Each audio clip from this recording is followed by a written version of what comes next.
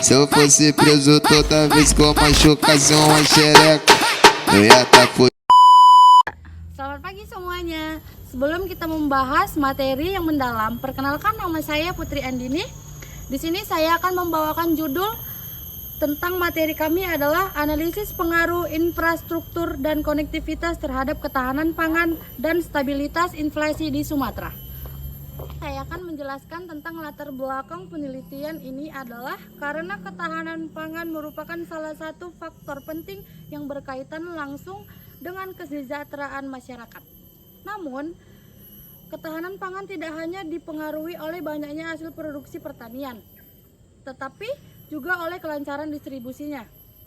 Apabila kondisi jalan rusak, akses transportasi terbatas, atau konektivitas antar wilayah kurang baik, maka prosesnya distribusi pangan akan terhambat. Dan akibatnya harga pangan dapat meningkat dan memicu inflasi.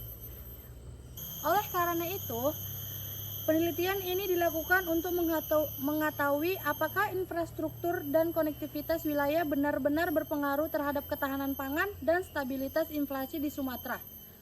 Tujuan penelitian ini adalah untuk menganalisis pengaruh infrastruktur terhadap ketahanan pangan, pengaruh konektivitas wilayah terhadap ketahanan pangan, pengaruh infrastruktur terhadap stabilitas inflasi, serta pengaruh konektivitas wilayah terhadap stabilitas inflasi di Pulau Sumatera terhadap periode 2020 sampai 2024. Nah, jadi materi ini menggunakan metode kuantitatif dengan analisis deskriptif dan verifikatif. Nah, data yang digunakan merupakan data sekunder yang diperoleh dari BPS. Dari data BPS, Bank Indonesia, Badan Pangan Nasional, dan Kementerian PUPR. Nah, objek materi ini itu mencakup 10 provinsi di Pulau Sumatera dengan periode penelitian tahun 2020 sampai 2024. Nah, selanjutnya itu data dianalisis menggunakan regresi data panel untuk mengetahui hubungan antar variabel yang diteliti. Nah, berdasarkan hasil penelitian ini diketahui bahwa Sumatera Utara merupakan provinsi memiliki panjang jalan terbesar sehingga memiliki kapasitas infrastruktur dan distribusi barang. Sementara itu, dari sisi lain, kualitas jalan ini Kepulauan Bangka Belitung memiliki presentase jalan dalam kondisi baik yang paling tinggi. Nah, hal ini menunjukkan bahwa kondisi infrastruktur dan konektivitas di setiap provinsi masih berbeda-beda sehingga mempengaruhi kelancaran distribusi pangannya. Nah, untuk ketahanan pangan ini Sumatera Barat menjadi salah satu provinsi dengan indeks ketahanan pangan yang tertinggi.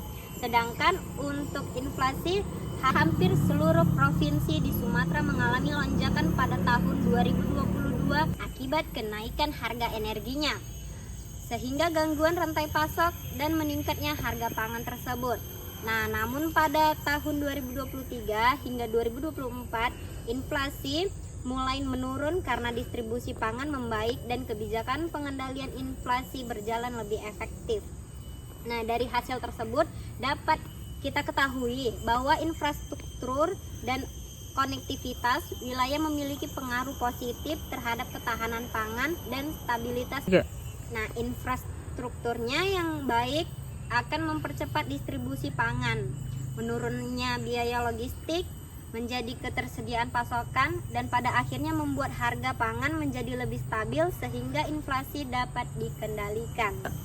Nah, pada kesimpulan materi kami yaitu pembangunan infrastruktur dan peningkatan konektivitas wilayah memiliki peran yang sangat penting dalam mendukung ketahanan pangan sekaligus menjaga stabilitas inflasi di Pulau Sumatera. Semakin baik kualitas infrastruktur dan konektivitas suatu daerah, maka distribusi pangan akan semakin efisien. Biaya logistik akan menurun dan harga pangan akan lebih stabil. Berdasarkan hasil materi tersebut, pemerintah terus meningkatkan pembangunan dan pemeliharaan infrastruktur jalan, memperkuat konektivitas antara daerah produksi dan daerah distribusi pangan, serta mendorong penelitian lanjutan dengan menambahkan variabel lain seperti produksi pertanian, tingkat kemiskinan, dan biaya logistik agar hasil penelitian menjadi lebih komprehensif. Sekian video kami ini. Bye-bye.